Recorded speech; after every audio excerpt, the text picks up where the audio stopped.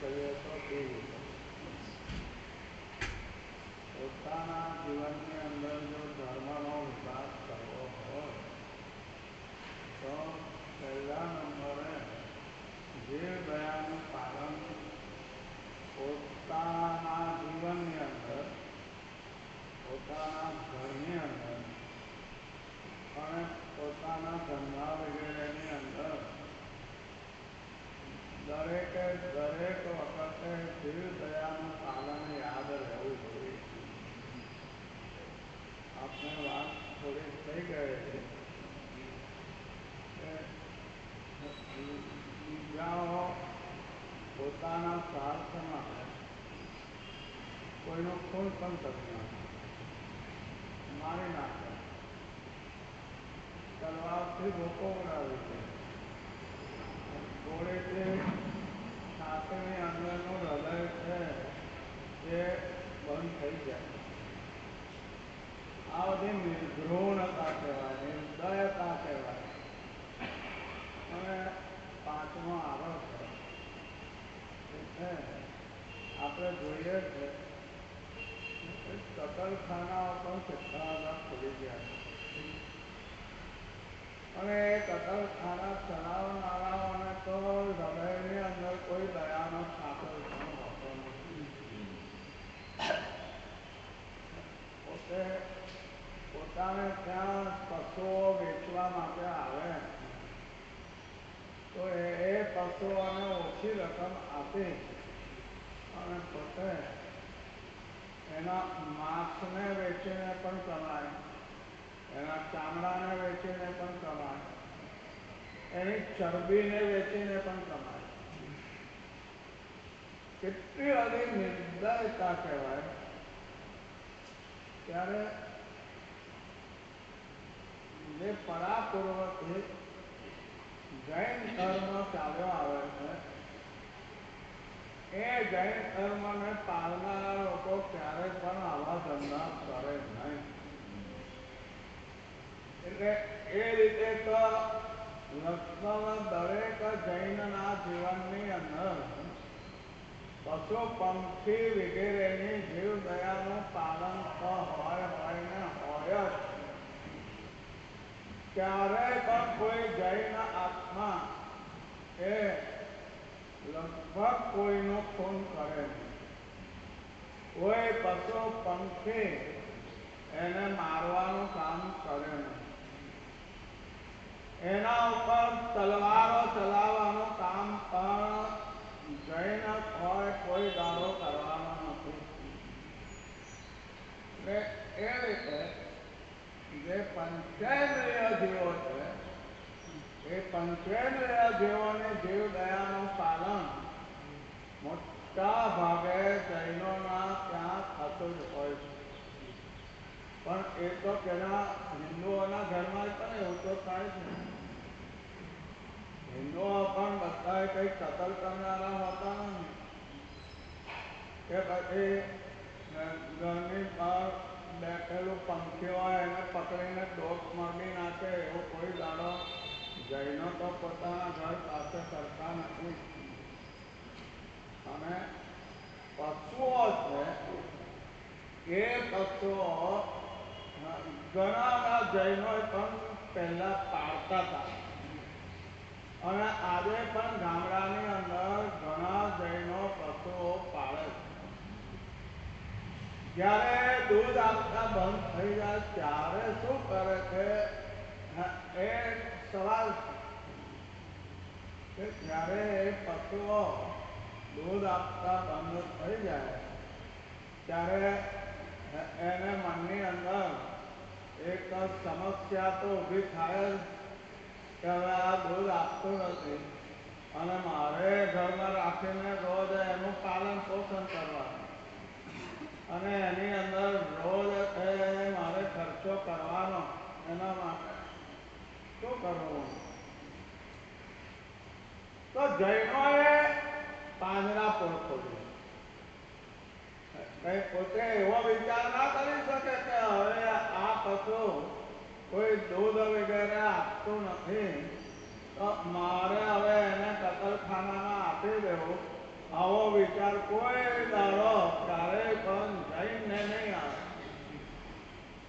અને છેલ્લા 300 વર્ષથી લગભગ જૈનોને આ પ્રશ્ન નડતો હતો.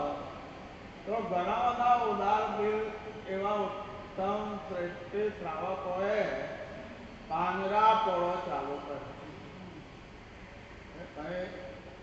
પોતે જૈનો પોતે ભલે ગાયો પાડતા હોય, ભેંસો પાડતા હોય, પરંતુ પાછલી જિંદગીની અંદર એને મારી નાખવાનો જીવ કોઈ જૈનનો ચાલે નહીં. એમનું હૃદય જ દયાથી ભીનું ભીનું હોય. ભલે રોજે રોજ વ્યાખ્યાન ના સાંભળતા હોય, પણ પ્રદૂષણની અંદર તો છેવટે 2-4 દિવસ તો આવે કે ના આવે. અને એની અંદર પણ જીવ દયાની વાત હોય ને હોય. પોતે પોતાને ત્યાં પાળેલા જીવો જો કતલખાને વેચી દે તો જૈન સંઘ સમાજ ભેગો થઈ અને એને જૈન પણામાંથી કેન્સલ કરીને બહાર મૂકી દે કે હવે તમારે અમારા જૈનોની સાથે બેસવાનું નહીં. જીવ દયા એ ભગવાને ભાગેલી છે. અને મોટા મોટું ધર્મ પાલન હોય તો જીવ દયા. હિન્દુઓની અંદર તો હજુ કદાચ આવા 6 પગા વગેરે જીવો હોય અને એનું પાલન થતું હોય. કદાચ માની લો કે એ હવે કોઈ દૂધ વગેરે આપતું નથી, તો છેવટે એ પાંજરાપોળની અંદર પશુને મૂકી આવે. સાથે એ પશુના બધા કાર્યો છે, ખવડાવવા પીવડાવવાનું વગેરે, એના માટે રકમ પણ આપ્યા. તો એ મારી શક્તિ આટલી છે ને, તમે એનું પાલન થાય એના માટે હું આપું છું. તો એક પ્રશ્ન એ છે કે તું 6 પગા વગેરે પશુ પંખીઓ હોય પણ 5 વાળા એટલાની જીવ દયા પાડવાની હોય. એટલાની જીવ દયા પાડે એ ભલે વૈદિક ધર્મનું પાલન કરતો હોય. જો હિન્દુ અને વૈદિક શબ્દનો તમને એક વાર સ્પષ્ટતા કરી દો. જે આપણે ત્યાં શાસ્ત્રો છે બધા, એ શાસ્ત્રોની અંદર આજથી લગભગ 1200-1500 વર્ષ પહેલા ચાલીસુરી મહારાજ સાહેબે જે ગ્રંથ રચ્યો છે, એ ગ્રંથની અંદર પહેલા પોતે ભારતની અંદરથી આ બાજુ પશ્ચિમના કિનારે જે બધા રસ્તાઓ છે, વચમાં દરિયો પણ કોઈ બાજુથી આમ રસ્તો હોય તો એ બાજુ નીકળી જાય સામે સાઈડે. અને એ સામે સાઈડે નીકળી જાય તો ત્યાં આગળ પણ વેપાર ધંધો વગેરે ભલે કરે, પણ જે વૈદિક ધર્મી છે એને આપણે એમ કહીએ કે ઉકાળેલું પાણી પીવું જોઈએ, તો પીવા માટે કોઈ લાગે. રસોડાની અંદર તમે જ્યારે પણ જે પ્રાઇમર હોય કે ભઠ્ઠી હોય એ સળગાવો તો પહેલાં પૂજનીથી પૂજી લેવાનું. એવું કોઈ એ વૈદિક ધર્મવાળા પાળવાના છે ખરા? આપણા આચાર્ય ભગવંતે ક્યારેય પણ હિન્દુ ધર્મ શબ્દ વાપર્યો નથી. કેમ? આ જે ભૂમિ છે ઉત્તરની અંદર કાશ્મીર અને પશ્ચિમની અંદર છેલ્લે જે આવે એ એટલો લાંબો અને આટલું પહોળું, એની અંદર રહેનારાનું નામ હિન્દુ છે. કારણ કે આ દેશનું નામ 1000-2000 વર્ષો પહેલાથી હિન્દુસ્તાન નામ પડેલું છે. એ હિન્દુનો અર્થ એ થાય છે કે પોતે આ દેશની અંદર રહી અને જેટલી કોમળતા પોતાના હૃદયની અંદર એનો વિકાસ થાય તો ઇન્દ્ર મહારાજ આવે અને એ ઇન્દ્ર મહારાજ એ લોકોને સહાય કરે, એમના વખાણ કરે ત્યારે બોલે તો આદા ઇન્દ્રો આવદા ઇન્દ્રો આવદા ઇન્દ્રો. પણ ઇન્દ્ર શબ્દ બોલવો બધાના માટે સહેલો નથી હોતો, એટલે હિન્દુ હિન્દુ કરે અને એ હિન્દુમાંથી પછી ભવિષ્યની અંદર હિન્દુ થઈ ગયું. એટલે હિન્દુ શબ્દ કોઈ ધર્મને લગતો નથી, પણ આ દેશને લગતો આ હિન્દુ શબ્દ છે. ના કાળની અંદર ત્યારે એ પોતે આ નદી કિનારા વટાવી અને પૂર્વ પશ્ચિમની તરફ એ આગળ વધ્યા. ત્યાં આગળ 96 સરદારોને રાજાએ એમના મોત માટે ઓર્ડર કરેલો. અને આ આચાર્ય ભગવાન પણ ત્યાં પહોંચેલા ત્યારે એ લોકોએ અમને કીધું કે અમને બચાવો, આ તો રાજા અમારા બધાને ભવિષ્યની અંદર ગમે ત્યારે મોત દેખાડી દેશે. તો આચાર્ય ભગવાન તે વખતે એમ કીધું કે વચ્ચામાં હિન્દુ બેસે, આપણે અહીંયાથી છોડો આ ધરતી અને હિન્દુ દેશની અંદર આપણે પહોંચી જઈએ. આ લગભગ 1500 વર્ષ પહેલા સૌથી પહેલો હિન્દુ દેશ શબ્દનો પ્રયોગ કર્યો હોય કોઈએ, એટલે કે લખાણમાં. બોલવામાં તો આપણે કંઈ તે વખતે સાંભળવાના થોડા હતા, તો આપણે સાંભળીને બોલીએ કે ભાઈ આ હિન્દુ દેશ છે. પણ લખાણની અંદર ગ્રંથમાં લખેલું છે કે ચાલો આપણે હિન્દુઓના દેશમાં પહોંચી જઈએ. એ પોતે હિન્દુ દેશમાંથી ક્યાં ને, એટલે હિન્દુ એ કોઈ ધર્મ નથી, હિન્દુ એ પ્રજા છે. હિન્દુ એ દેશનું નામ છે. જે દેશમાં જે રહેતા હોય એ નામથી જ એની પ્રજા ઓળખાય છે, બીજું કઈ.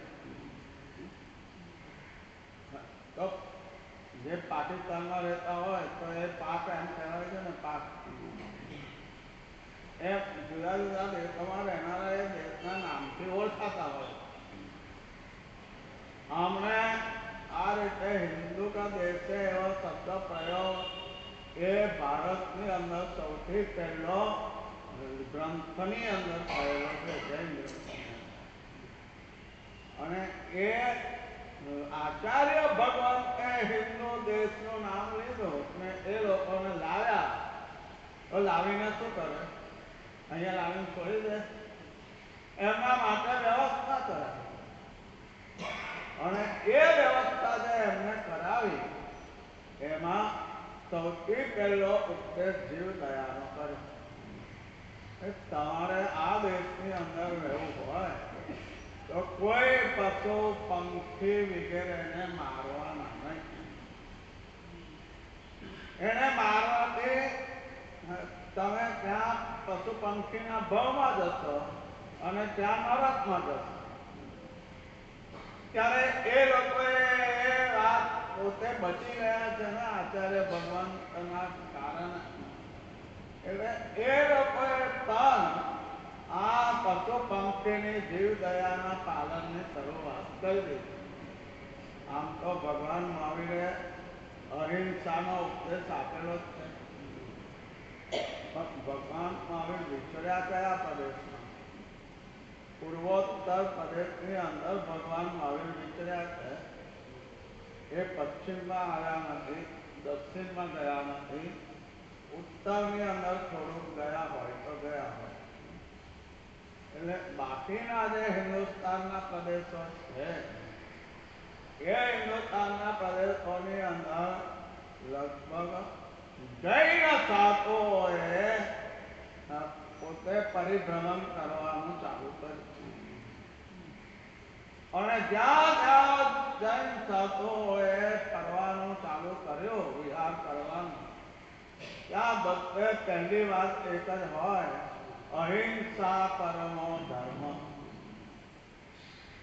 જો આપણા જીવનની અંદર આપણે સુખી થવું હોય, દુઃખી ના થવું હોય, તો આ અહિંસાનું પાલન એ પહેલા નંબરનો ધર્મ છે. અને એ રીતે એમને બધાને જીવ દયાના પાઠ ભણાવ્યા. ભગવાન મહાવીરથી તો ભણાવવાનું હતું જ, પણ એ બધું પૂર્વ અને થોડું ઉત્તર. દક્ષિણ પશ્ચિમને કોઈ તીર્થંકર ખાલી એક જ એમના ભગવાન. એ સિવાય લગભગ બાકીના કોઈ તીર્થંકર છે એ પશ્ચિમ ને ઉત્તરની અંદર ભાગ્યે જ પધાર્યા હોય. પણ આ કાલિકોરે મહારાજ સાહેબે અહીંયા એ લોકોને લાવીને જે પાઠ ભણાવ્યા દયા ધર્મના, અહિંસાના, તો અહીંયા પણ જે પ્રજા હતી એ પ્રજાએ પણ એ આચાર્ય ભગવંતના આદેશો ઝીલીને એમને આ પશ્ચિમ લાઈનની અંદર ખરેખર અહિંસા ધર્મનું પાલન સારી રીતે ચાલુ કર્યું. એવું નતું કે આ પશ્ચિમની અંદર કોઈ જૈન હતું જ નહીં, એવું નતું. કારણ કે સિદ્ધાચલ તીર્થ તો છે કે નથી? તો આજકાલનું છે, 1000-2000 વર્ષ પહેલાનું છે. સિદ્ધાચલ ગિરી તીર્થ તો અનાદિકાળનું. એટલે અહીંયા જૈનો ના હોય એવું બને જ નહીં. ગિરનાર તીર્થ છે એ પણ 1000 વર્ષથી ચાલ્યો આવે.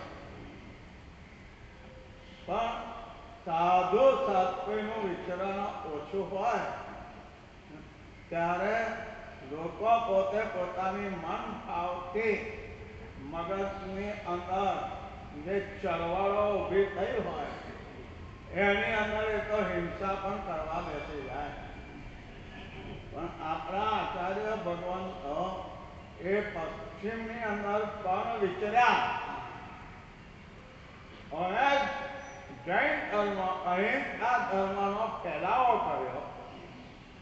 એટલે આજે આપણે જોઈએ છે એ સમગ્ર દેશની અંદર સૌથી વધારે અહિંસાનું પાલન થતું હોય તો ક્યાં થાય?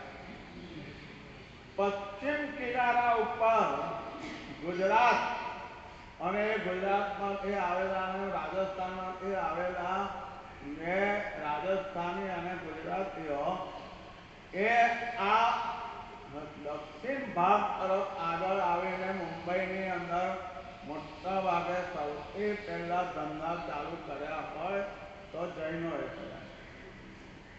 આ તો બધો કોરો એરિયા હતો અંગ્રેજોના કાબુમાં. અંગ્રેજોએ કોઠી નાખી સૌથી પહેલા આ કિનારા ઉપર, અને એ લોકોને ખાવા પીવા વગેરે બધી વસ્તુઓ તો જોઈએ કે ના જોઈએ. તો ઘણા ગુજરાતી એ અહીંયા આવીને વસ્યા અને ધીમે ધીમે આ મુંબઈ આટલું બધું ખુલ્લું પાડ્યું. તો અહિંસા પરમો ધર્મ. આ દુનિયાની અંદર શ્રેષ્ઠ કોટીનો ધર્મ હોય તો અહિંસા છે. એ આપણે અનેક વાર સાંભળ્યું છે. પરંતુ જે જૈન ધર્મનું પાલન કરનારા છે એ કોઈ દાડો કોઈ ગાય ભેંસને કાપવા જાય ખરા? કોઈ દાડો માંસ ખાવા જાય ખરા? ક્યાંય પણ લોહી પીવા જાય કોઈ દાડો ક્યારેય પણ કોઈ પણ જગ્યાએ? જે ટ્રસ્ટ ગાયના જેવો છે, જેમાં આ પંચેન્દ્રિય ગાય ભેંસ ગધેડા વગેરે છે, 94 પંચેન્દ્રિયના બેન્દ્રિયના જીવો આના ત્રસ્ત કાય એટલે કે પોતાની મેળે પોતાનું શરીર ચલાવે, ઊભું કરે, બેસાડે, આ ત્રસ્ત કાયના જીવો છે એના લક્ષણ. તો જૈનોએ એની પણ દયાનું પાલન, અહિંસાનું પાલન પોતાનાથી શક્ય એટલું પૂરેપૂરું કર્યું.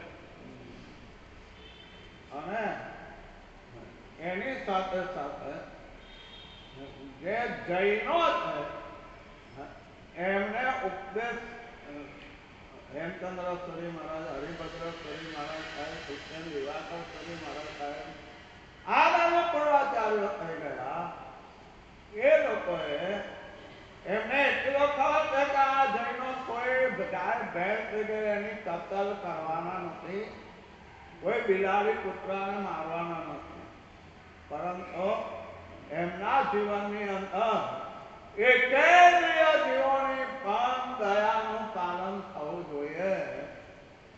અને એ હિસાબે એમને આ પ્રદેશની અંદર જો ભાઈ તમે જે પાણી પીવો છો એ પાણીની અંદર પણ ઘણા બધા સેંકડો હજારો આવા રસકાયના બહુ ઝીણા ઝીણા જીવો એની અંદર પણ હોય છે. માટે જો તમારે અહિંસાનું પાલન કરવું હોય, જીવ દયાનું પાલન કરવું હોય તો પાણી ગાળીને પીવાનું. અને તમે જુઓ વર્તમાન કાળની અંદર જે હિન્દુસ્તાનની અંદર રહેલા જે વૈદિક અને બૌદ્ધ કે શીખ કે જૈન ધર્મના છે, આ ચાર ધર્મો છે હિન્દુસ્તાનની અંદર. સૌથી પહેલા નંબરે તો જૈન ધર્મ. પણ આ જૈન ધર્મ કઈ પાવડો સહેલો નહીં. એટલે પાડનારા નીકળે કેટલા? ભારતની વસ્તી જો 1 કરોડ માનો કે આપણે હોય તો માલ લાખ લોકો છે જૈન ધર્મ પાળનારા નીકળે. કારણ કે આ સહેલું છે પાળવાનું, રાત્રિ ભોજન બંધ કરવાનું સહેલું છે. અને એની સાથે કંદમૂળ નહીં ખાવાનું, અનંત જીવોનું એ મૂળ છે એ નહીં ખાવાનું, આ બધું પાલન છે જૈનો સિવાય કોણ કરે બીજું? એટલે આચાર્ય ભગવંતોએ માત્ર ત્રસ્તકાય જીવોની જ અહિંસા પાળવાને માટેનો ઉપદેશ નથી કર્યો, પરંતુ એકેન્દ્રિયથી પંચેન્દ્રિય સુધીના તમામ જીવોની અહિંસા પાળવાનો સંદેશો એમણે આપણા જૈનોને તો આપેલો છે, હિન્દુઓને પણ આપ્યો છે ઘણા ઠેકાણે. અને એના કારણે હિન્દુઓની અંદર પણ કેટલાક લોકો, ઘણા બધા એવા લોકો છે કે જે લસણ વગેરે વાપરતા નથી. કેમ નથી વાપરતા? ના ભાઈ અમારે ત્યાં પરંપરાથી આ ધર્મ છે કે લસણ ને પેલું કંદમૂળ આવું બધું અમારે નહીં ખાવું, બટાકા ને એવું બધું અમારાથી નથી ખવાતું. પણ જૈનોની અંદર તો ઘરે ઘરે એ કંદમૂળ તો નહીં ખાવાના. એકેન્દ્રિય જીવોની પણ અહિંસા દયાનું પાલન કરવાનું આપણા આચાર્ય ભગવંતો આપણને શીખવાડી રહ્યા છે. માટે પાણી ગાળીને પીવાનું એ તો ત્રસ્તકાયના જીવો ઝીણા ઝીણા અંદર છે એની અહિંસા, એની દયા થઈ. પરંતુ પાણી પોતે એકેન્દ્રિય જીવ છે, તો એ એકેન્દ્રિય એને વારે ઘડીએ નવા નવા પાણીના જીવો પેદા થયા કરે. અને એના કારણે સવારથી પાણી ઘરમાં ભર્યું હોય તો રાતના સૂવે ત્યાં સુધી એની અંદર એવા ઝીણા ઝીણા કે જે આપણને આંખ મારી નાખે, દેખાય પણ નહીં, એવા જીવો છે. આચાર્ય ભગવાન એમને ઉપદેશ કર્યો બધાને. હવે આ જીવો વર્તમાન કાળની અંદર છે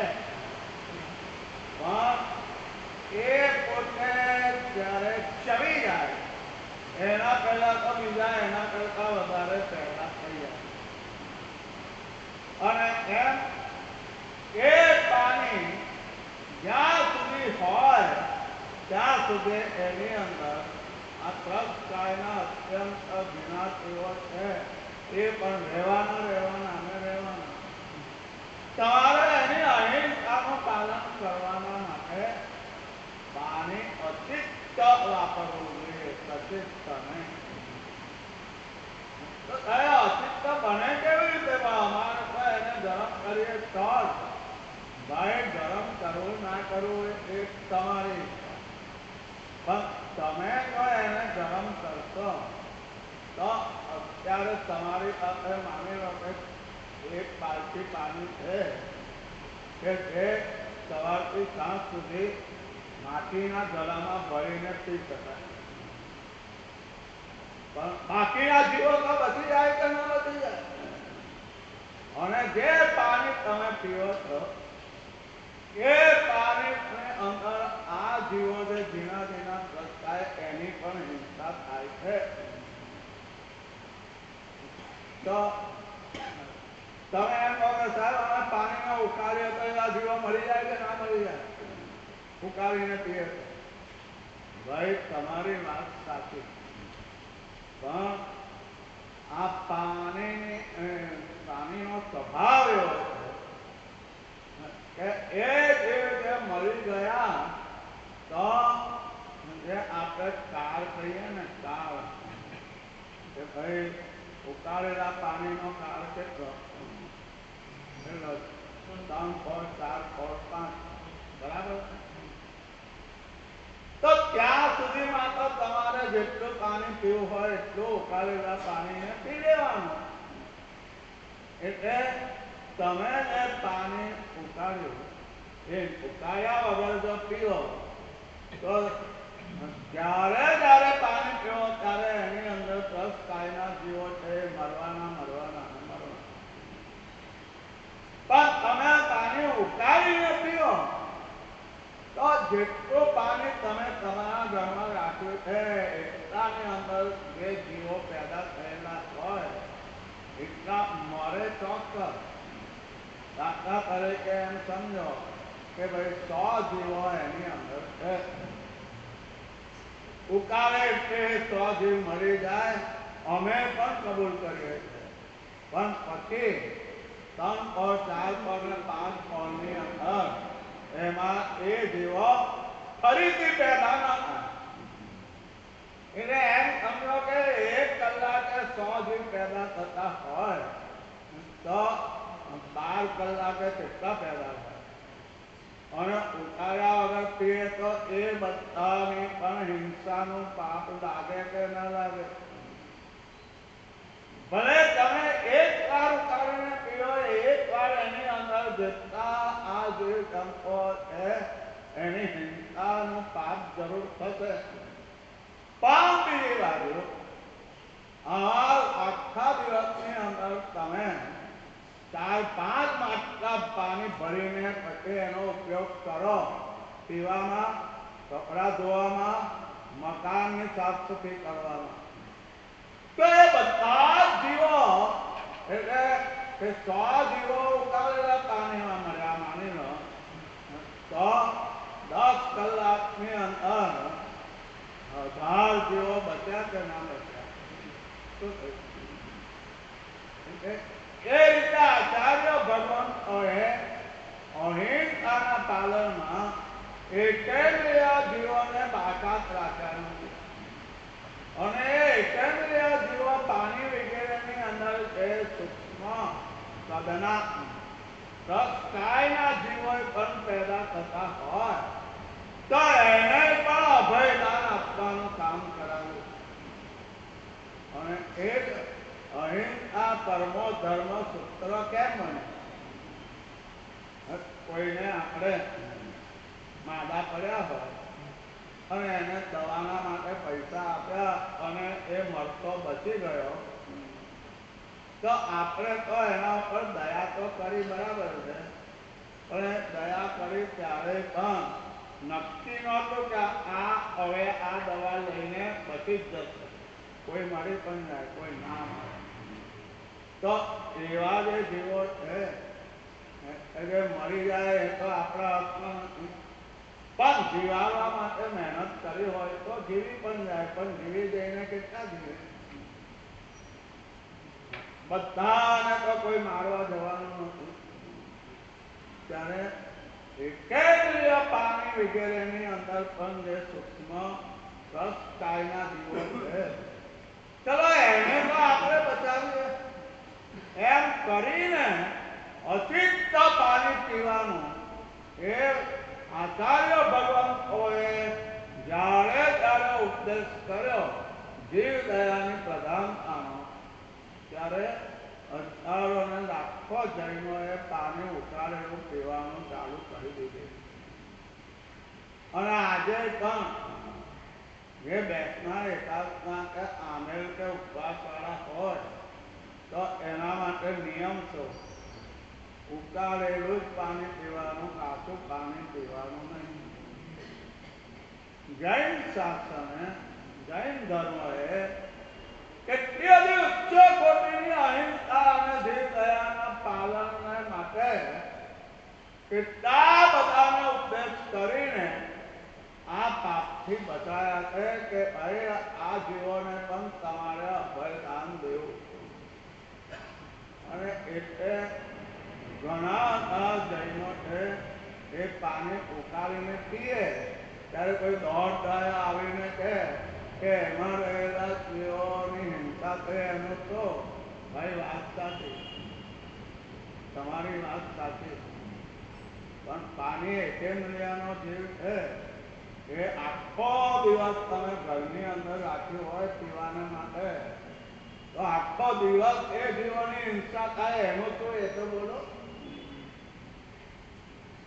તો એ આપણા શાસ્ત્રકારોએ જ્યાં આવી હિંસા થતી હોય ત્યાં આવી એ હિંસા થાય છે એના કરતા અનેક ગણા જીવોની અહિંસા દયા પડાય છે એ પણ જોવું જોઈએ કે ના જોવું જોઈએ. એ રીતે આપણા જૈન ધર્મની અંદર જીવ દયા એમ કરી જઈ રમી જઈ, જીવ દયાએ રમી જઈ. આખા આપણા દિવસની અંદર આપણને વારંવાર એ વાત તો જરૂર આપણા સ્મરણમાં આવવી જોઈએ કે હું જૈન છું અને શાસ્ત્રકારો અને ભગવાને કહ્યું છે કે ભાઈ જેટલી હિંસા ઓછી થાય એટલી હિંસા ઓછી કરવાની મહેનત કરો તો તમને આ એકેન્દ્રિય એની અંદર જન્મ લેવો ના પડે. જો તમે એના અંદર રહેલા જીવોને બચાવો નહીં તો ભવિષ્યની અંદર તમારે પણ મરીને એકેન્દ્રિયની અંદર જવું પડે અને વર્ષોના વર્ષો સુધી એક વાર મળે તો ફરી વાર બીજી વાર એમાં જન્મે, બીજી વાર મળે તો પાછો ત્રીજી વાર એમાં જન્મે. એવા કેટલા બધા ભાવ છે એ પાણી વગેરેની અંદર પેદા થનારાની કેટલી બધી હિંસા થાય, ખોટતા થાય. આ આપણા તીર્થંકરને ભગવાન અને સાધુ ભગવંતોએ જે ઉપદેશો કર્યા છે એની અંદર ખાલી પશુ પંખીની જીવ દયા પાડવાની એવી વાત નથી, પણ એકેન્દ્રિય, બેન્દ્રિય, કેન્દ્રિય, ચૌરેન્દ્રિય, પંચેન્દ્રિય બધા જ જીવો, એ બધા જ જીવોને અભયદાન આપવું એ આપણું એટલા માટે કર્તવ્ય છે કે જો એ બધા જીવોને આપણે અભયદાન ના આપીએ, જીવ દયા ન પાડીએ અને ઓલિયા કર્યા કરીએ અને એની હિંસા જો થાય તો ભવિષ્યની અંદર પોતાનો ભાવ એકેન્દ્રિયમાં પણ જાય, બેન્દ્રિયમાં પણ જાય, તેન્દ્રિયમાં પણ જાય, ચૌરેન્દ્રિયમાં પણ જાય. અને એના કારણે પોતાને જે પાપ લાગે એવું પાપ લાગે કે ભવના ભવ સુધી એ કદાચ પંચેન્દ્રિય પરામણ ના એટલે શાસ્ત્રકાર મહર્ષિએ આ 70 મુદ્દાની અંદર સૌથી પહેલું કામ એ જીવ દયા કરવાનું બતાવ્યું છે. હા, જૈનોની અંદર કોઈ પંચેન્દ્રિયની હિંસા હોય નહીં. ચૌરેન્દ્રિય, તેન્દ્રિય, પ્રેન્દ્રિયની હિંસા લગભગ ના હોય.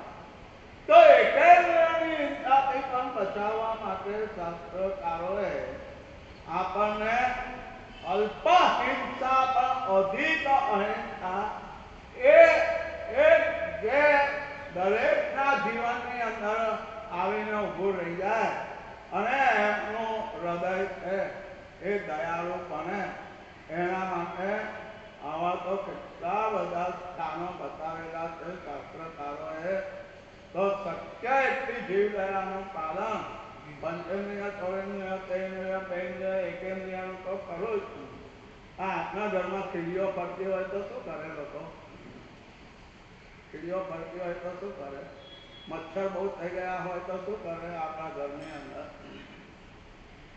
લઈ આવો બજારની અંદરથી. હજુ એને દવા છે, દવા છે કે ઝેર છે? બોલો શું છે? અને એ ઝેરને દવાનું નામ આપીને લઈ આવી અને બધી છાંટીને કેટલી બધી કીડીઓ, મંકોડા અને મચ્છર વગેરેની વિરાધના થાય. એટલે શાસ્ત્રકારોએ કહ્યું છે કે રસોડાની અંદર તમારે રસોઈ બનાવતી વખતે જીવ દયાનું ખાસ ધ્યાન રાખવું કે ભાઈ ત્યાં મારી કીડીઓ બીડીઓ ખાય જ નહીં. તમે જો ખાતી વખતે નીચે ખાંડ કે ગોળ કે એવી વસ્તુ છે વેરાય થોડી પણ તો અડધો કલાક પછી શું દેખાય? કીડીઓ આવેલી દેખાય કે ના દેખાય? પછી કોઈ એને બચાવવા જાય નહીં તો શું થવાનું? સેંકડો કીડી વગેરેની વિરાધનાનું પાપ પોતાના માથે આવવાનું. માટે આ શાસ્ત્રકારે જે પહેલા નંબરે જીવ દયા ધર્મ બાંધ્યો છે એને આપણા જીવનની અંદર આપણે એને એપ્લાય કરીએ અને હિંસાથી આપણે બચીએ એવી શુભકામના વિતરાગ પરમાત્માનું.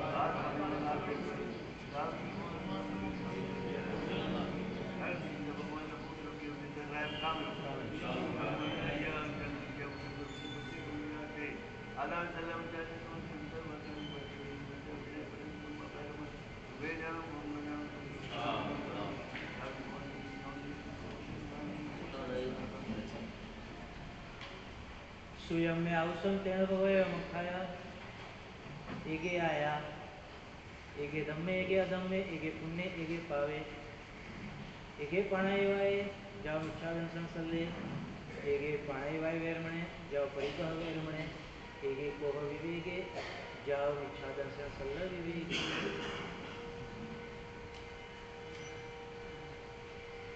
अनंत उपकारी त्रिलोकनाथ देवादिदेव चरण तीर्थाधिपति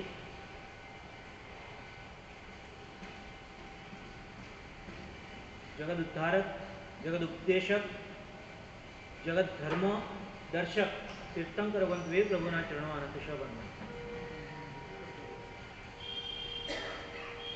तीर्थंकर भगवान पूर्वना त्रीजा भावनी अंदर एवा प्रकारना भाव करे छे कि जो मारू चाले तो सकल जीव सृष्टिना सर्व जीवोने शाश्वता सुखना मोक्षना स्थाननी अंदर कायम माटे पहोंचाडी देवा छे। एक जीवने पण आ संसारमां दुखी रहेवा देवो नथी, जेना परिणाम स्वरूपे જે તીર્થંકર નામ ગોત્રકાળમાં માત્ર બંધાયું નથી, નિકાલ ચિત્ર અંતિમ ભાવની અંદર હૃદયમાં પણ આવ્યું, અને હવે એ તીર્થંકર ભગવાન સર્વ જીવો પર ઉપકાર કરવાને માટે દેશના સમોસણમાં બેસીને ફરમાવે છે, અને જે એવા પ્રકારના જ્ઞાન પ્રાપ્ત કરવા માટે જિજ્ઞાસાવાળા હોય છે એ આવે છે. જે બોધ નથી પામ્યા હોતા આજ સુધી, પરંતુ બોધ પામવો છે એ ભાવનાવાળા જીવો આવે.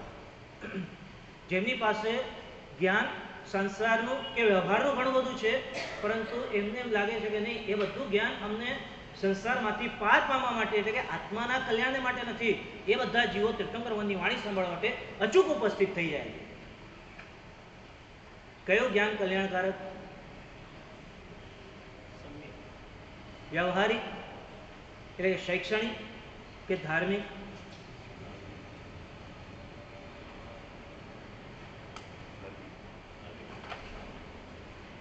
કયું? ભણેલો એમ કોઈ જ્યારે શબ્દ વાપરે છે કે બહુ ભણેલા, તો વ્યવહારિક માટે કે ધાર્મિક માટે?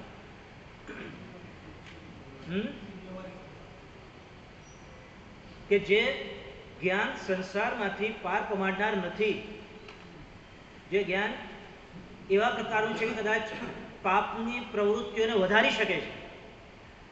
અને મહાપુરુષોએ તો બહુ સ્પષ્ટપણે કીધેલું છે, જ્ઞાનસ્ય ફલમ વીરતિ, જ્ઞાનનું ફળ એ હોવું જોઈએ કે જે પાપથી આપણને અટકાવે. અને એવા પ્રકારનું જ્ઞાન પ્રાપ્ત કરવું એ સર્વ જીવોની અધિકાર સ્વરૂપ નથી, ફરજ સ્વરૂપ બની જાય છે. કારણ કે પોતાના આત્માનું કલ્યાણ દરેક જીવને વાલું હોય છે, સુખ બધાને જોઈતું હોય છે, અને એવા પ્રકારનું સુખ એ તીર્થંકર ભગવંતની વાણી સિવાય મળતું હોતું નથી.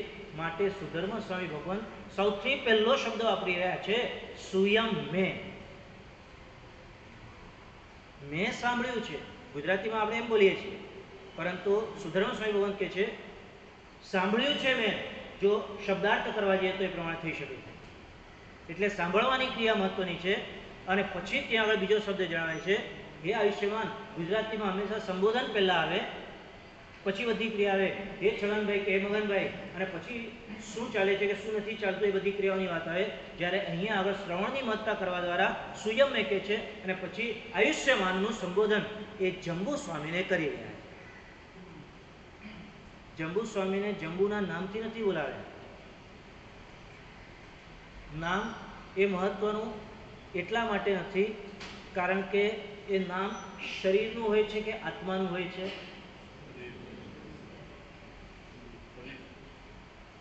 નામ એ કોનો ગુણધર્મ છે? ઓળખાણ છે, શરીરની ઓળખાણ છે. જ્યારે શાશ્વત એવો આત્મા તો અનામી છે, તો પછી એને કયું નામ આપવું જોઈએ? કયું નામ આપી શકાય? અમૂર્ત છે, અરૂપી છે, એને કયું નામ, કયા નામથી ઓળખી શકાય? કોઈ નામ જ એનું હોતું નથી. અને છતાંય જો એવા પ્રકારના નામ માટેનો પ્રયાસ કરતા હોય તો એમને અટકાવવા માટે એ સુધર્મ સ્વામી ભગવાન એ જંબુ સ્વામી, હે જંબુ એમ નથી કહેતા, ક્યાંય જંબુ પણ વાપર્યો છે, પરંતુ અહીંયા આગળ શબ્દ વાપરી રહ્યા છે, હે આયુષ્યમાન. આયુષ્યમાન એટલે ગુજરાતીનો શબ્દ છે ને આયુષ્યમાન, એ ગુજરાતીની અંદર આ પ્રકારનો વાપરી રહ્યા છે. આયુષ્યમાન શબ્દ બહુ મહત્વનો છે અપેક્ષાએ જોવા જઈએ. એક એક શબ્દ સુધર્મ સ્વામી ભગવાન બોલી રહ્યા હોય, સવાલ જ નથી આવતો, મહત્વનો હોય જ. પણ આયુષ્યમાન શબ્દ, આયુષ્યમાન કોને કહેવાય? ભાગ્યશાળી કોને કહેવાય? પુણ્યશાળી કોને કહેવાય? ધનવાન કોને કહેવાય? હા, પૈસા હોય એને ધનવાન કહેવાય, ધન હોય એને ધનવાન કહેવાય. જેની પાસે 500 રૂપિયા છે એને ધનવાન કહેવાય, કે જેની પાસે 500 CR કે 5 CR કે એવું કંઈ હોય તો ધનવાન કોને કહેવાય? બેમાંથી કોને કહેવાય? નહીં, વિચાર કરો કે ન કરો આવું બધું? 500 રૂપિયા પણ કોઈકની પાસે, હા વધારે એટલે જેની પાસે 500 કરતા વધારે 1000 છે તો એને 500 ની સામે ધનવાન કહી શકાશે? અપેક્ષા એટલે કે બીજા બધા કરતા વધારે જેની પાસે ધન હોય એને ધનવાન કહેવાય. બીજા બધા કરતા જેની પાસે બુદ્ધિ વધારે હોય, બુદ્ધિ તો જે કદાચ તેવા પ્રકારનું મેન્ટલી રિટાર્ડેડ વ્યક્તિ અત્યારના આપણે ઓળખીએ છીએ એવા પ્રકારનું હોય ને, એને પણ ખાવું ક્યાંથી એટલું તો જ્ઞાન હોય જ છે, ત્યાં એટલી તો બુદ્ધિ હોય જ છે એની પાસે. તો એનાથી એને બુદ્ધિમાન નથી કહેવાતો, બુદ્ધિવાળો એમ નથી કહેવાતો. એ બીજા બધા કરતા વધારે જ્ઞાન હોય એને જ્ઞાનવાળો, જ્ઞાનવાન કહેવાય છે. એ પછી રૂપવાન શબ્દ વાપરો, ગુણવાન શબ્દ વાપરો, બધામાં એવા પ્રકાર લાગે કે બીજા બધા કરતા કમ્પેરેટિવલી જેની પાસે વધારે હોય એને તેવા પ્રકારનું ત્યાં બુદ્ધિમાન, જ્ઞાનવાન, રૂપવાન, આયુષ્યમાન કહેવાય છે. અહીંયા આગળ જંબુ સ્વામીનું આયુષ્ય કદાચ 25 કે 30 વર્ષનું જ્યારે સામે બેઠા હશે એટલું જ હશે, અને કદાચ એ 16 વર્ષ જીવવાના છે એવા પ્રકારનું પણ નથી, કારણ કે એમનું વધુમાં વધુ આયુષ્ય 80 કે 85માં એ નિર્વાણ પામી ગયેલા છે, છતાં પણ એમને માટે આયુષ્યમાન શબ્દ વાપર્યો. આયુષ્યમાન, આપણને આયુષ્યમાન શબ્દ કે આપણને ખબર છે, તીર્થંકર ભગવંત સમોસણામાં બેઠા હતા અને ભગવાનને પોતાને છીંક આવી અને એક દેવ ત્યાં આગળ બોલ્યો, જલ્દી મરો. અને શ્રેણિક રાજા સાંભળતો રહી ગયો કે ભગવાનને આવા પ્રકારનું ત્યાં આગળ કહેવામાં આવે છે, જલ્દી મરો. ત્યાં આગળ શ્રેણિક રાજાને પોતાને છીંક આવી અને ત્યાં એ દેવ બોલ્યો, ઘણો જીવો. શ્રેણિક રાજા આશ્ચર્યચકિત કે આ શું બોલે છે, આ કઈ ભાન પડે છે કે નથી પડતી. એવામાં અભયકુમારને છીંક આવી અને એ દેવ બોલ્યા, જીવો અને મરો પણ. આમ બાળકને છીંક આવતી હોય ત્યારે બોલે ને, ખમ્મા ખમ્મા એટલે ઘણું જીવ, એમ છીંક આવતી હોય ત્યારે શા માટે આવું બોલાતું હોય છે કદાચ ખબર નહીં, પછી આપણે જાણશું શેના માટે છીંક આવે ત્યારે નમોરી અંકાણ બોલવાનું ખબર છે?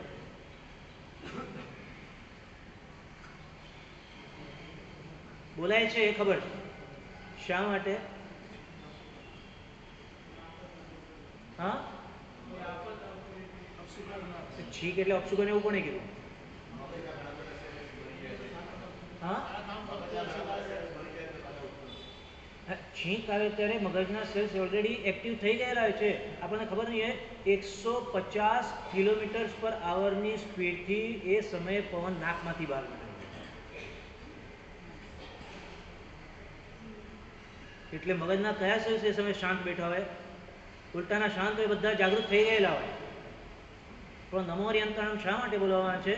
આ પરંપરા કેટલાય કાળથી, એટલે અસંખ્ય વર્ષથી ચાલતી આવે છે, યુગલીઓના કાળથી ચાલતી આવે છે. જે યુગલિયાઓ હતા એ લોકોના આયુષ્ય છીંક ખાય કે બગાસું ખાય એટલે એમના પૂરા થઈ જતા હતા, અને એ લોકો એટલા શાંતિથી જીવતા હતા કે શાંતિથી કોઈ મહેનત કરવાની નહીં, કલ્પવૃક્ષ પાસેથી જે માગે એ મળી જાય, એ માગે મળી જાય, એટલે કોઈ મહેનત કરવાની ન રહે. ઈચ્છા થાય માગી લેવાનું, ઈચ્છા થાય મળી જાય, એટલે કોઈ આર્તને રૌદ્ર ધ્યાન થાય નહીં. એટલે એ તેવા પ્રકારના પલ્યોપમના અસંખ્ય વર્ષોના આયુષ્ય એ લોકો જીવી જાય, પણ કોઈ હાઈ હોય, કોઈ ચિંતા, કોઈ ટેન્શન નહીં.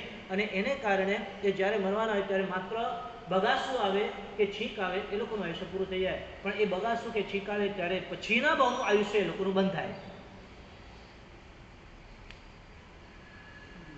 અને એ પછીના બહુનું આયુષ્ય બંધ થાય એની નિશાની કે એને છીંક આવેલી. હવે પછીના બહુનું આયુષ્ય બંધાતું હોય ત્યારે આપણા ભાવ હંમેશા સારા હોવા જોઈએ, કે જેને કારણે પછીના બહુનું આયુષ્ય સારું બંધાઈ શકાય. માટે એ સમયે નમોરી અંતરાણમ બોલાય છે. એ પરંપરા ચાલે છે. અત્યારના તો છીંક ગમે ત્યારે આવી શકે છે. એ લોકોને જીવનમાં ક્યારેક જ આવા પ્રકારની ત્યાં આગળ આયુષ્યનો બંધ કદાચ થવાનું, પૂરું થવાનું નજીકમાં આવેલું હોય ત્યારે એમને છીંક આવતી હોય, અને એ પરંપરા અત્યારના આપણે ચાલે છે. છીંક આવે ત્યારે ઘણું જીવો, ચિરંજીવ. પરંતુ આ તો ભગવાનને માટે જલ્દી મરો એમ બોલ્યા. શ્રેણિક રાજાને સ્વયં છીંક આવી, ઘણું જીવો. હવે કુમારને છીંક આવી, જીવો પણ ખરા અને મરો પણ ખરા. અને એવો કસાઈ જે ભગવાનની વાણી સાંભળવા માટે કાલ સૌકરી કસાઈ આવ્યો હતો, અને એને છીંક આવી તો એને માટે બોલ્યા, જીવો પણ નહીં અને મરો પણ નહીં.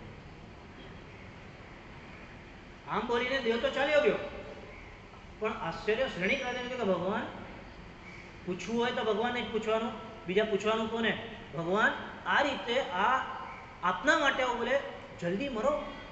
અને આ દેવ કેટલો કેટલો ભયંકર એવા પ્રકારનો વિચારવાળો.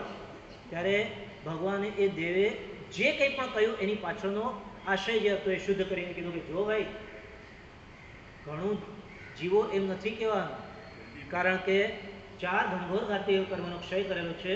વહેલામાં વહેલી તકે હવે મોક્ષમાં જવાનું છે, તો એ વહેલામાં વહેલી તકે મોક્ષમાં જલ્દી મરીએ તો જવાય, કારણ કે ઘનઘોર ઘાતી કર્મનો ક્ષય થઈ ગયેલો છે. આ જ ભવનો મોક્ષ નિશ્ચિત થઈ ગયેલો છે. જો આયુષ્ય પૂરું થશે તો મોક્ષ થશે ને.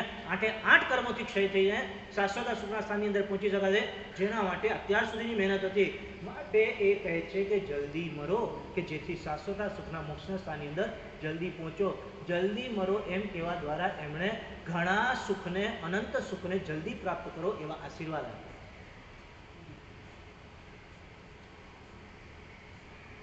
તો પછી મારા માટે કેમ એમ કીધું કે મને સુખ મળે, એના માટે કેમ નહીં કીધું? ત્યારે એટલે શ્રેણિક રાજાને શીખાવી તો શું કીધું તું? ઘણું જીવો. અને ત્યારે ભગવાને કીધું કે તું અહીંયા આગળ જે ભક્તિ સરસ્વતીની સારામાં સારી કરી રહ્યો છે, તું જેવો મરીશ એવી તારી બધી ભક્તિ જતી રહેવાની. કેમ? કારણ કે મર્યા પછી તું દેવલોકમાં નથી જવાનું, મર્યા પછી તું નરકમાં જવાનું. અને એવા પ્રકારની નરકમાં જઈશ, કારણ કે નરકનું આયુષ્ય તે આ ભગવાનની ભક્તિ શરૂ કરી એના પહેલા નિકાચિત કરી નાખ્યું છે. એટલે તારે આવ્યા સિવાય છૂટકો નથી, નરકમાં જવાય સિવાય છૂટકો નથી. પણ હવે નરકમાં જઈશ પછી ભગવાનની ભક્તિ નહીં થઈ શકે. માટે તને કીધું કે આ ભાવની અંદર જેટલી ભગવાનની ભક્તિ સારામાં સારી થાય છે એ ભક્તિ છોડીને જવું એના કરતાં અહીંયા આગળ ઘણું જીવે તો વધારે સારું છે. ભગવાનની ભક્તિમાં એ આનંદ આવશે. ત્યાં શેમાં આનંદ વધારે હોય? દેવલોકના સુખમાં વધારે આનંદ હોય કે ભગવાનની ભક્તિમાં?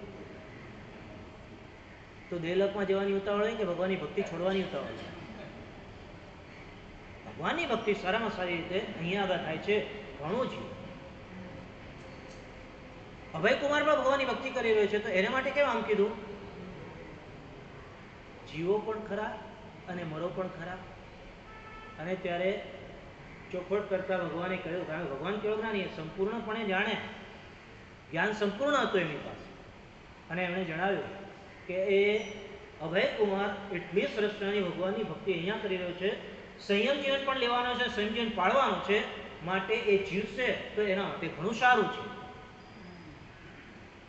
તો મરવું સારું નહીં ને? આપણે ના મરે તો એ દેવલોકમાં જવાનો છે. અહીંથી સંકેત પ્રાપ્ત કરીને દેવલોકમાં સર્વાર્થ સિદ્ધ વિમાન અને પછીના ભાઈ મોક્ષે જવાનો છે. માટે એ અભયકુમાર એ અહીંયા જીવે એ પણ સારું છે, મરે તો પણ ખોટું નથી, ખરાબ નથી, એના માટે સારું છે. માટે કહ્યું ઘણું જીવો, એટલે કે જીવો પણ ખરા અને મરો પણ ખરા. તો આ કસાઈની વાત એ તો સમજવા જેવી જ છે કે અહીંયા આગળ પણ પાપ કરી રહ્યો છે અને ભવિષ્યમાં પણ 7મી નરકે જવાનો છે. જીવે તો પણ નકામું છે, મરે તો પણ નકામું છે. એટલે એના માટે જીવે પણ નહીં અને મરે પણ નહીં એવા પ્રકારનું કીધું. આપણને છીક આવે તો શું બોલવાનું?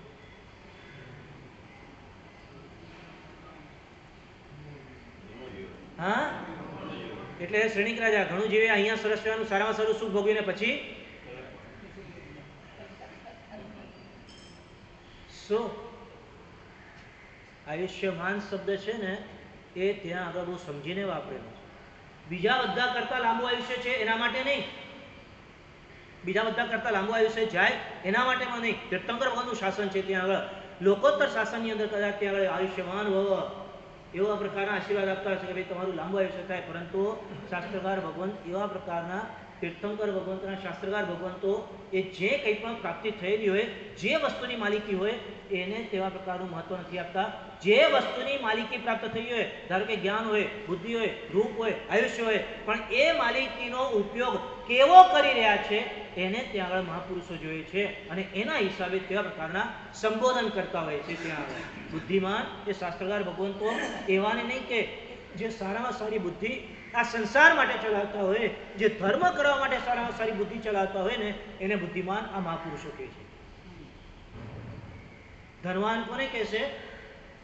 જેની પાસે ઘણું ધન હોય, બીજા બધા કરતા વધારે ધન, લોકની અંદર બીજા બધા વધારે ધન હોય, બીજા બધા કરતા વધારે ધન હોય એને ધનવાન કહેવાય.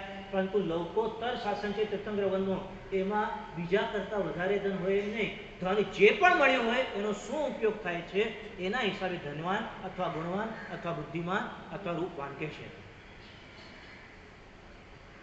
ધન મળ્યું છે, સદુપયોગ થાય છે કે દુરુપયોગ થાય છે? જેમ જેમ ધન મળતું જાય, સંભળાય છે ને, જેમ જેમ ધન મળતું જાય તેમ તેમ જીવનની અંદર પાપો વધતા જાય કે જેમ જેમ ધન વધતું જાય તેમ તેમ જીવનની અંદર ધર્મ વધતા જાય? ધર્મ વધે કે અધર્મ વધે એની પર મહાપુરુષો એ ધનવાન કહેવા માટે તૈયાર છે. લગભગ ગૃહસ્થોની નજર શું મળ્યું એની પર હોય છે, જ્યારે જ્ઞાની મહાપુરુષોની નજર શું મળ્યું એની પર નથી હોતી, મળ્યાનું શું કર્યું એની પર. બહુ સરસ સારું સ્વાસ્થ્ય મળ્યું, દેહ મળ્યો, કદાચ રૂપ મળ્યું, મહાપુરુષો એને રૂપવાન નહીં કે શીલ ધર્મ પાળે છે એને રૂપવાન કહેશે. ધન મળ્યા માત્રથી એ મહાપુરુષો ધનવાન નથી કહેતા, પરંતુ એ ધનનો સદુપયોગ પાપથી દૂર થવા માટે કે પાપોને ઓછા કરવા માટે કરી રહ્યો છે, ધર્મ વધારવા માટે ધનનો ઉપયોગ કરી રહ્યો છે, એને ધનવાન કહેવાય. બુદ્ધિ એવા પ્રકારની મળેલી હોય કોઈને પણ, પરંતુ એ બુદ્ધિનો સદુપયોગ એવા પ્રકારનો ધર્મ કેટલો સારો ઊંડાણપૂર્વક પ્રાપ્ત થઈ શકે, જ્ઞાન કેટલું ઊંડાણપૂર્વકનું કે સારામાં સારું પ્રાપ્ત થઈ શકે, એના માટે એ પોતાના જ્ઞાનનો ઉપયોગ કરતો હોય એને જ્ઞાનવાન, એને બુદ્ધિમાન કહેવાય થઈ જાય. આયુષ્યમાન કયો અહીંયા? કોને શું થયું? કોને કીધું? આયુષ્યમાન જંબુ સ્વામીને કહ્યું. શેના માટે? એ જંબુ સ્વામી કરોડપતિ શ્રેષ્ઠીના ઘરે જન્મેલા હતા. જંબુ સ્વામી નતા થયા ત્યારની વાત છે, જંબુ કુમાર હતા ત્યારની વાત છે. શ્રેષ્ઠીના ત્યાં જન્મ થયો. 16 વર્ષની ઉંમર હતી. બરાબર સાંભળજો, 16, ઓનલી 16. અને એ સમયે એમના પિતાજી અને માતા બે ભેગા મળીને 8 કન્યાઓની સાથે એમનું પરિણય નક્કી કર્યું. પોતે ના પાડી રહ્યા અને છતાં પણ માતા પિતાની ખૂબ આગ્રહ પડેલી ઈચ્છા કે તારે દીક્ષા લેવાની નથી, તારે તો લગ્ન જ કરવાના નથી, એકવાર લગ્ન કરી લે પછી તારે દીક્ષા લેવી તો લેજે. પરંતુ આ જંબુ કુમારનો એટલો આત્મવિશ્વાસ કે લગ્ન કરી લઈશ, પછી લગ્ન કર્યા પછી જેટલા પણ મારી સાથે જોડાશે સાથીદાર તરીકે બધાને સાથે લઈ જઈશ. કોઈને કોન્ફિડન્સ? હા, કે બધાને સાથે લઈને ધર્મ કરશું. ધર્મ થઈ શકતો નથી કદાચ અત્યારના, પણ જો એકવાર ત્યાં આગળ ભેગા થઈ જાય તો ધર્મ સારામાં સારું થઈ શકે. આવી માન્યતા એ જંબુકુમારી હતી. જંબુકુમાર એટલા આત્મવિશ્વાસવાળા હતા અને જંબુકુમારનું ચરિત્ર તો છે ને એટલું બધું મહાન છે, આપણને ખબર નહીં હોય. એ 16 વર્ષની ઉંમરે લગ્ન કર્યા એની પહેલા એમને સુધર્મ સ્વામી ભગવંતનો જે દિવસે સત્સંગ થયો હતો એ જ દિવસે ત્યાં આગળ એમને વ્યક્ત કરી દીધેલું હતું કે મારે સંયમ જીવન લેવું છે, મને સંયમ જીવન આપો. પરંતુ બાલિક વય કહેવાય, એટલે કે નાની ઉંમર કહેવાય, બાળક કહેવાય, એટલે એમને ત્યાં આગળ એ સુધર્મ સ્વામી ભગવંતે કીધું કે તમારા માતા પિતાની રજા લઈ આવો પછી તમને સંયમ જીવન આપું. આપણે જંબુકુમારને તો સાંભળ્યા છે, જંબુકુમારનું ચરિત્ર કદાચ કેટલું સાંભળ્યું છે ખબર નહીં હોય. અનુગ્રહ લેવા માટે, માતા પિતાની અનુગ્રહ લેવા માટે બહાર જે સમોસણમાં મંડાણ થયા હશે, જ્યાં સુધર્મ સ્વામી ભગવંતે દેશને આપી છે એ સ્થાન હશે, ત્યાંથી નગરની અંદર પ્રવેશ કરી હતા.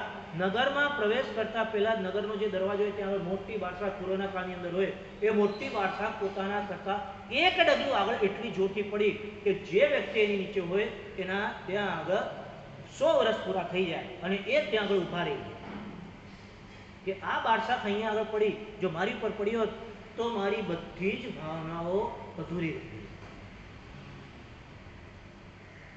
તરત જ પાછા ફર્યા અને સુધર્મ સ્વામી ભગવતને આવીને વાત કરી કે ગુરુવન આ રીતે થયું છે, મને સંયમ જીવન આપો. એમ ના આપી શકાય, કાંઈ વાંધો નહીં, મને ચોથું વ્રત આપી. અને એમણે ચોથું વ્રત લઈ. કેટલા કાળ માટે? દીક્ષા ન લેવાય ત્યાં સુધી, કે લગ્ન ન થાય ત્યાં સુધી. બેમાંથી એક તો ચોથું વ્રત રાખી શકાય. કદાચ લગ્ન થઈ ગયા પછી પણ ચોથું વ્રત રાખી શકાય. ભલે એની અંદર કંઈક એવા પ્રકારની છૂટછાટ લેવી પડતી હોય એ લઈ લે, પરંતુ એવા પ્રકારનું ચોથું વ્રત એ જંબુ સ્વામીએ યાવત જીવ માટે સંયમ જીવન લેવાના ભાવથી, સંસાર નહીં માંડવાના ભાવથી લઈ લીધું. गुजराती समझ रहे हो ना कि हिंदी में बोलूं? दोनों समझ रहे हैं? ठीक. અને પછી ત્યાં આગળ ઘરે આવીને વાત કરી, પરંતુ ઘરના બધાએ ના પડી કે આવું કંઈ હોય નહીં. અને લગ્ન કરવાના આવ્યા, લગ્ન કરવાના આવ્યા 8 કન્યા, 1 2 3 4 નહીં, એ તો એકના ઠેકાણાનું હોય. ત્યાં આગળ 8 8 ને પરણવાનું, અને એ 8 પાછી એક એક એ કાળમાં 2500 વર્ષ પહેલા એક એક કન્યા 1 કરોડ રૂપિયાનો દાયજો, 1 કરોડ સોનામાં એમ કહી શકાય, એનું એટલું દ્રવ્ય દાયજા સ્વરૂપે લઈને એ એમના ઘરે ત્યાં આગળ પરિણામ થઈને લઈ આવે. કેવા પ્રકારના એ જંબુ કુમાર હશે, વિચાર કરો. આટલું બધું મળેલું હતું, અને ત્યાં આગળ એ માતા પિતાએ, જંબુ કુમારના માતા પિતાએ કહી દીધું કે ભાઈ આ તો છે ને વૈરાગી જીવડો છે, સંયમ જીવન લેવાની વાતો કરે છે, હવે તમારા 8ના હાથમાં છે, એને કઈ રીતે તમારે સંસારમાં રાખવું, એ એક જ કાફી છે સંસારમાં પાડવા માટે. હા, બાકી ક્યાં 8ની જરૂર છે, બીજા 7ની જરૂર છે. અને પરણ્યાની પહેલી રાત જે એમ સમજતો હોય કે મારે માટે તો દેવલોકના સુખ હાજર છે, અને આ જંબુકુમાર દેવલોકના સુખ હાજર હોવા છતાં પણ એ સુખને કેમ ન ભોગવવા જોઈએ એની વાતો ત્યાં ચાલી રહી છે. 8 8 તે આ પ્રકારનું ત્યાં મનસૂબો કરીને આવેલી કે આને અમે બનાવી લઈશું. પહેલી હારી, બીજી હારી ગઈ, એમની સામે વાતો કરવાની અંદર હારી ગઈ. આખી રાત એ લોકો તેવા પ્રકારની ત્યાં વાતો કરતા રહ્યા, જાગતા રહ્યા. શેના માટે? કે સંયમ જીવન લેવું શ્રેષ્ઠ કે સંસાર કરવું છે. આ જંબુકુમાર આપણને ખબર છે. ચર્ચા સામે ચાલી રહી છે કે સંસારમાં એક કથા તેવા પ્રકારની એ એવા કન્યા જે પરણી ગયેલી છે એ આવીને કે, અને એની સામે બીજી કથા આ જંબુકુમાર કે સંસાર શા માટે ન માનવો. ત્યાં ત્રીજી કોઈ આવીને કે સંયમ જીવન ન લેવું જોઈએ. તો ત્યાં આગળ એ જંબુકુમાર એક વાર્તા કહે, અને સંયમ જીવન શા માટે લેવું જોઈએ એની વાર્તા. અને એ આખી રાતની અંદર 8 8 કન્યાઓ એ બધી ત્યાં આગળ જે જંબુકુમારને ત્યાં આગળ હરાવવા માટે આવેલી હતી, બધી પગે પડીને કહે છે અમે હારી ગયા, તમે જીતી ગયા, તમે સ્વામિનાથ, તમે જેમ કોઈ એમ કરવા માટે અમે તૈયાર. અને ત્યાં જંબુકુમાર કહે છે મેં ચોથું વ્રત લીધેલું છે, તમારે ચોથું વ્રત લેવું હોય તો લઈ લો, આવતીકાલે આપણે બધા સંયમ જીવન લઈ લઈએ. તમને એના માટે કંઈ પરણ્યા નથી. બોલે શું બોલે ત્યાં? શેના માટે આ પરણ્યા હતા? એ 8 8 કન્યાઓ પરણેલી હતી, એ દિવસે જ પરણેલી હતી, છતાં પણ એ જંબુકુમારની સાથે વાતો કરીને બધાએ 8 8 મન એવા પ્રકારનું ખુશીપૂર્વક પરિવર્તન કર્યું, અને 8 8 નક્કી કરી નાખ્યું કે અમે તમારી સાથે સંયમ જીવન આવતીકાલ સવારે લેશું. બીજે દિવસ સવારથી ઓલા માતા પિતા જોવા માટે આવે કે મારો દીકરો પડ્યો કે નથી પડ્યો, અને જોયો તો 8 કન્યાઓ પડેલી હતી. બધી પગી પડીને કહી રહી હતી કે અમારે સંયમ જીવન આજે જ લેવું છે. અને માતા પિતા તો ખુશ થઈ જાય ને કે અમે એની જ રાહ જોતા હતા, તમે ક્યારે સંયમ જીવનની રજા માગવા માટે આવો અને અમે આપી દઈએ. માતા પિતાને થઈ ગયું કે જો તમે આવા પ્રકારનું સંયમ જીવન લેવા માટે ઈચ્છા રાખો છો, જે પરણ્યાની પહેલી રાત છે એ 16 વર્ષની ઉંમર, અને બીજી બધી કન્યાઓની શું ઉંમર હશે? શું ઉંમર હશે? ત્યાં ભર યુવાની, ટીન એજ બધા જ, અને એ બધા જ ત્યાં આગળ કહી રહ્યા છે તમારે સંયમ જીવન લેવું છે તો અમારે અહીંયા આગળ કયા આ સંસારના એઠવાડને ચાટવા માટે બેસવું છે, અમે પણ સંયમ જીવન લઈશું. એ જંબુકુમારના માતા પિતા કે છે, સમાચાર 8 8ના માતા પિતા આવી જાય છે કે શું વાત કરો છો, આ અત્યારે અહીંયા આગળ આ વાત કરવા માટે, આ સાંભળવા માટે અહીંયા આગળ આવેલા. અને બધા ત્યાં આગળ કહે છે એક જ અવાજે કહે છે કે અમારે સંયમ જીવન લેવું છે. 9 9 એક જંબુકુમાર સાથે 8 કન્યાઓ નવી પરણેલી હતી એ બધી, અને 9 9ના માતા પિતા એ 27 જણા કહે છે કે બધા અમે પણ સંયમ જીવન લેવા માટે તૈયાર. સાંભળજો તમે અદ્ભુત વાતો આ જંબુકુમારની. જંબુકુમારના ચરિત્રને જુઓ. જંબુ સ્વામી બાળવયે બોધ પામી, તજી ભોગ રીધી જેણે તજી 8ના. હવે સંસાર તો છોડશું ને, વ્યાખ્યાન છોડી દીધા. અને એ જંબુ સ્વામી 500 ચોરો આવેલા, 500 ચોરોને કન્યા મળે કે ન મળે, 8 કરોડનો દાયજો લઈને આવેલી, તે ધન તો મળશે આપણને. અને આ આખી રાતની વાતો એ બધાએ સાંભળી. એ પ્રભવ નામનો ચોર એટલો બધો આશ્ચર્યચકિત થઈ ગયો કે આવા પ્રકારનો વૈરાગી મળ્યું છે છતાંય છોડે છે, અમને નથી મળ્યો છતાંય અમે મેળવવાની ઈચ્છા રાખીએ છીએ. અને એ કેવા પ્રકારના 500 ચોરના સરદારની સાથે એ બધા 527નો વરઘોડો નીકળ્યો. માટે જંબુ કુમારને કહે છે આયુષ્યમાન.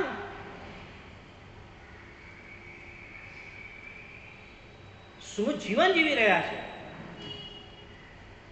કેટલું શ્રેષ્ઠ કોટીનું મહાપરાક્રમ કરી રહ્યા છે, અને એ પણ ભર યુવાનીની અંદર, અને સંયમ જીવન પસાર કરી રહ્યા છે. અને એટલા માટે કહી રહ્યા છે કે જે આયુષ્યનો ટીકડો આયુષ્ય લાંબુ હોય એ આયુષ્યમાન નથી. જે આયુષ્ય પસાર થઈ રહ્યું છે એ સારામાં સારું શ્રેષ્ઠ રીતે પસાર થઈ રહ્યું છે, માટે કહેવાય આયુષ્યમાન. સ્વયં મેં આયુષ્યમ, એ આયુષ્યમાન. અને એ સાંભળીને જંબુકુમાર તો ત્યાં આનંદિત થાય જ, પણ બીજા બધાને આશ્ચર્ય સાથે આનંદ થાય કે આવા પ્રકારનું શ્રેષ્ઠ કોટીનું ઉત્તમ જીવન જતું હોય એ આયુષ્યમાન કહેવાય. તો એ આયુષ્યની અંદર અમારે કરવાનું છે શું? ત્યારે એ કહી રહ્યા છે તેણ ભગવયા એવમ ખયા. તે ભગવાને આ પ્રમાણે કહ્યું છે, એ હું જે તમને કહું છું એ હવે તમે સાંભળો. તે ભગવાન તેણ ભગવયા એવમ ખાયા. તે ભગવાન એટલે કોણ? કાશ્યપ ગોત્રના સિદ્ધાર્થ રાજાના નંદન, ત્રિશલા માતાના કુલદીપક, એવા પ્રકારના શ્રી વર્ધમાન સ્વામી જે બોલે છે એ હું હવે તમને કહી રહી. એવા પ્રકારનું સુધર્મ સ્વામી ભગવાન કહે છે, અને બધાને જાણે કે 3 ગુણોની ભેટ આપી રહ્યા છે એવા પ્રકારનું કહી રહ્યા.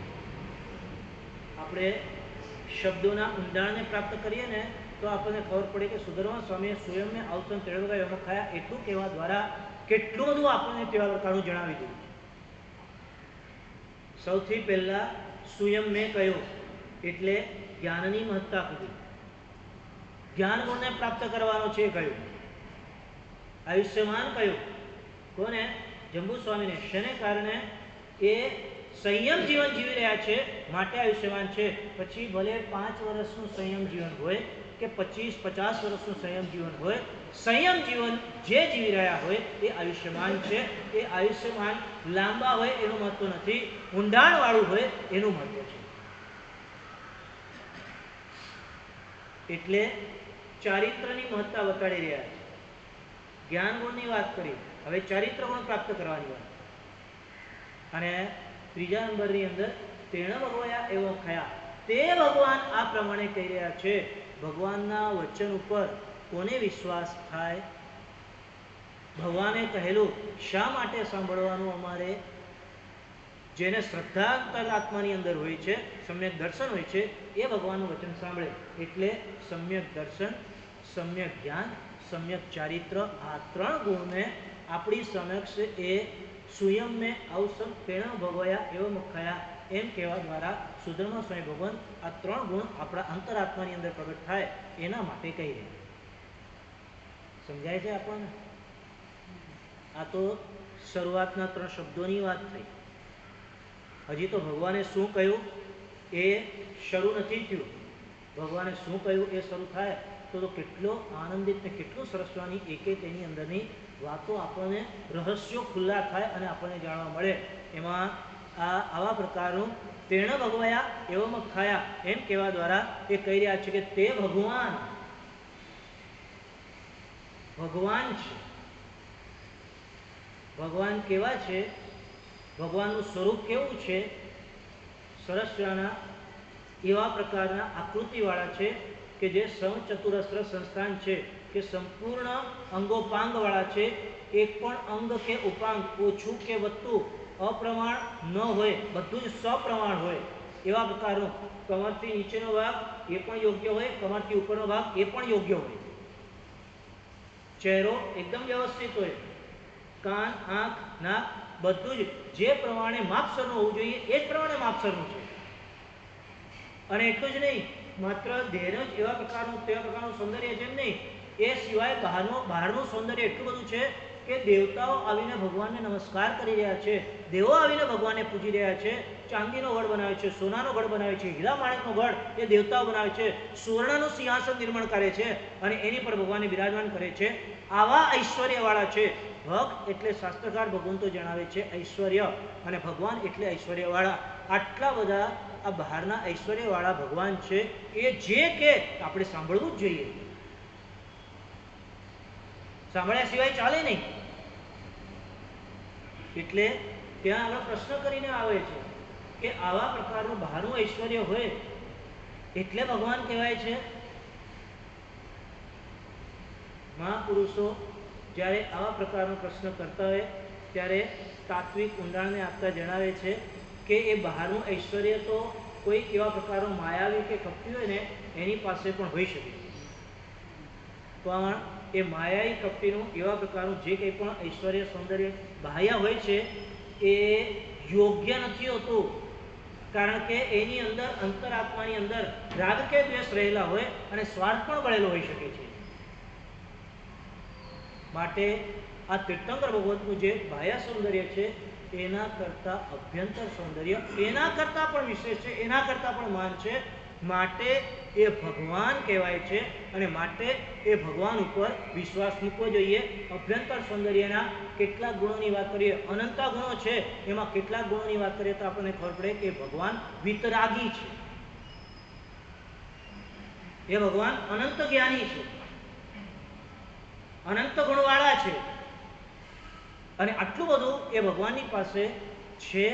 માટે એ ભગવાને જે કહેલું હોય એ સાંભળવું જોઈએ. અને એ ભગવાન શું કહે છે, કેવા પ્રકારના શબ્દો એની અંદર આવે છે એ બધું જ આપણે સાંભળવું છે. પરંતુ આજે તપના મંડાણ પણ કોઈકના થાય છે. જેમની પહેલી બારી પૂરી થઈ ગઈ એમને બીજી બારીના મંડાણ થાય છે. જેમની પહેલી બારી રહી ગઈ એમને આજથી મંડાણ થશે, કારણ કે એવો છેલ્લો ડબ્બો જે ટ્રેનનો પ્લેટફોર્મ પરથી બહાર નીકળ્યો છે ત્યારે એમ લાગે કે નહીં હવે કૂદકો મારીને ચડી જઈએ, નહીં તો ટ્રેન આખી છૂટી જશે તો કાયમ માટે છૂટી જશે, પછી રહી જઈશું. એના કરતાં કંઈક શરૂ કરીએ. જેમણે સરસરાનું તપ ચાલુ કર્યું એમને એ ગુરુ ભગવંતોના આશીર્વાદપૂર્વકનો સરસરાનો આજે 5મો દિવસ પણ આવી ગયો, ખબર નહીં પડી. ક્યાં દિવસો પસાર થયા કાંઈ ખબર નહીં પડી. જેમણે એવા પ્રકારનું તપ ચાલુ નથી કર્યું એ લોકો હવે તેવા પ્રકારનું એક એક દિવસ ગણતા જશે. તમે જોવા જશો તો હવે એ પૂર્ણતા ખાલી 35 દિવસ, 34 દિવસ, 33 દિવસ ને 32 દિવસ જ દૂર રહી છે. રિવર્સ કાઉન્ટડાઉન કરે તો નજીક જ આવતું જશે પારનું કે. એટલે જેમને એવા પ્રકારનું તપ ચાલુ કરવું હોય, નવકારસિંહનું પચકાણ આજે પાર્યા વગર આવેલા હોય, આજથી પણ મંડાણ કરી શકે ને, આંબેલું આવી શકશે ને. સંઘે ઉદારતા રાખેલી છે. એમણે ખાલી એટલું ધ્યાન રાખવું પડશે કે જે પહેલાં 4 દિવસો છે એ પછીથી પૂજ્ય ગુરુ ભગવંતોને પૂછીને એ પાછળથી કઈ રીતે કરી આપવાના એ જાણી લેવું પડશે. પણ એમને આજથી જો જોઈન્ટ થઈ જવું હશે, કોઈ પણ કારણસર રહી ગયા હોય તો આજથી પણ એ તપની અંદર જોડાઈ શકશે. માટે એવા પ્રકારના તપની અંદર જેમને પણ જોડાવવું હોય એ આજથી પચકાણ લઈ શકે છે. આપણે પ્રયાસ કરશું દરરોજ માટે 5 મિનિટ માટે ધ્યાનનો, કે જેની અંદર આત્મિક કંઈક એવા પ્રકારના ગુણોની વિચારણા ધ્યાન સ્વરૂપે આપણે કરી શકીએ. 5 મિનિટ ધ્યાન. નમો હરિયંતાણમ સિદ્ધાણમ નરેન્દ્ર જન્મરી સિદ્ધાણમ કેશો વિંતરમુકાર સૌ પાપણ સ્વજાન જગેવી મનમ હોય નિકલા.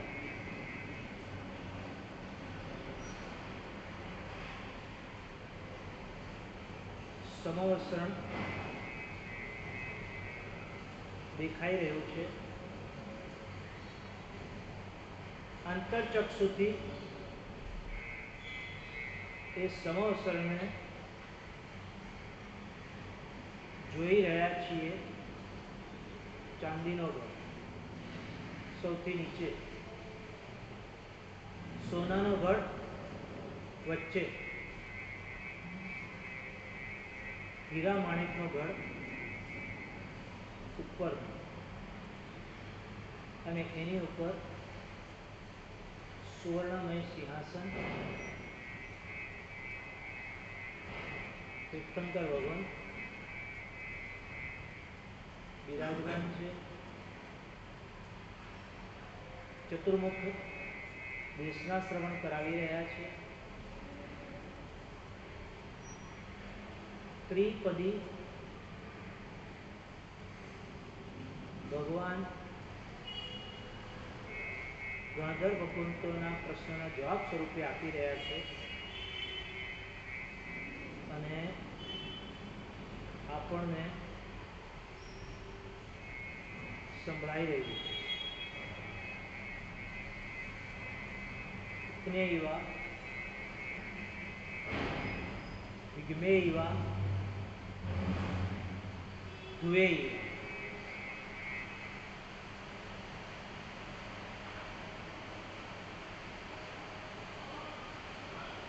સર્વજીવો સમવસ્ત્રમાં બેઠેલા પ્રતિબુદ્ધ થાય છે. મારો આત્મા પણ આ વચનો શ્રવણ કરવા દ્વારા બોધને પામી રહ્યો છે.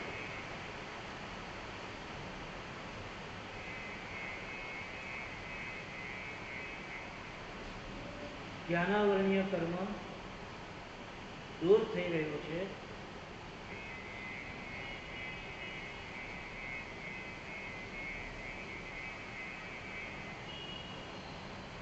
અજ્ઞાનનો અંધકાર દૂર થઈ રહે અને જ્ઞાનનો પ્રકાશ રેલાઈ રહ્યો છે.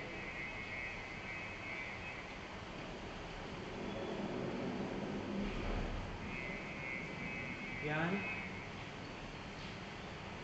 આત્માના એક એક પ્રદેશમાં વ્યાપે છે.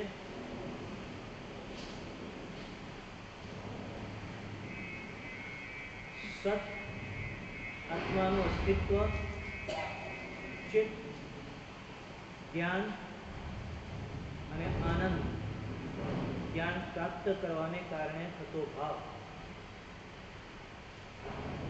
સચ્ચિત આનંદ અંતરાત્માને અનુભવાઈ રહ્યું છે.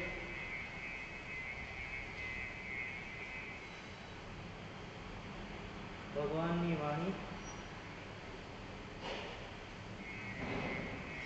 ભગવાનના વચન પ્રવચન મારા અંતરાત્માને પલાળી રહ્યું છે.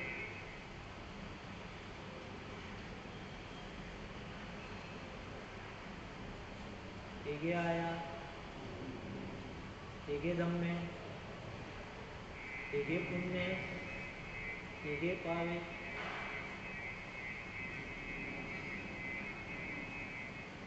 ભગવાનના વચનથી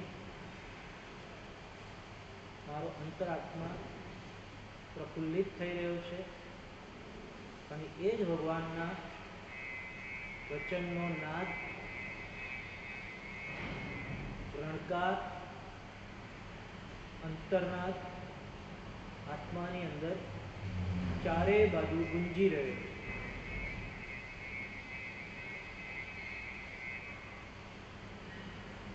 નવોર્યંતાણમ સિદ્ધાણમ નવર્યાનો જ્ઞાનવલે સુસાણમ એસો વંચનોકાર સૌપાપનાશનો નિરાંતજયસમ પરમ ભય મંગલા.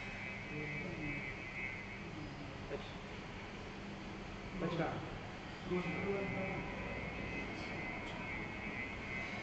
Chami maduro nyuyo jai sevdnami.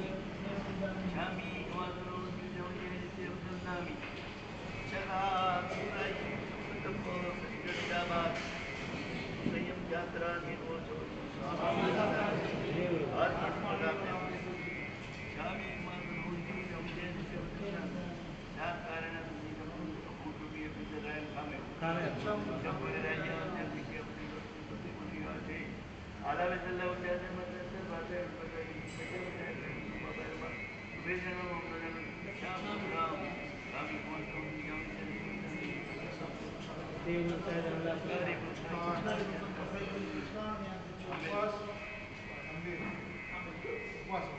उपवास सूर्य के बच्चे तो बच्चे पीएमपी आराम श्रम खाना सेवन तब संसारण सागरे का मतलब जन गुरु टाइम पाटे के किरण बाहर कोशिश कर परिवार और मुख्य है तब संसारण चिंता करने दिशा अनुसार मुझे चले गए पाणस और छोड़ा स्वस्थ राशि का वो श्री उबे सजन मुखार से कोशिश आत्म के परिवार और मुख्य श्रम पाण खाना सेवन चिंता करने दिशा किरण आई मेरे को कुछ अनंत और संसारण लेवल यह तो संसारण उचित और पटेगा निगाह संसारण कुछ पीएमपी और श्रम कायम सेवन अनंत और संसारण सागरे का मतलब गुरु टाइम पाटे का मुख्य सुधीकरण पाणस और बोलना स्वस्थ राशि का दिशा में को गुरु वो श्री सर्वमंगल भेगा कहिए सर्वमंगल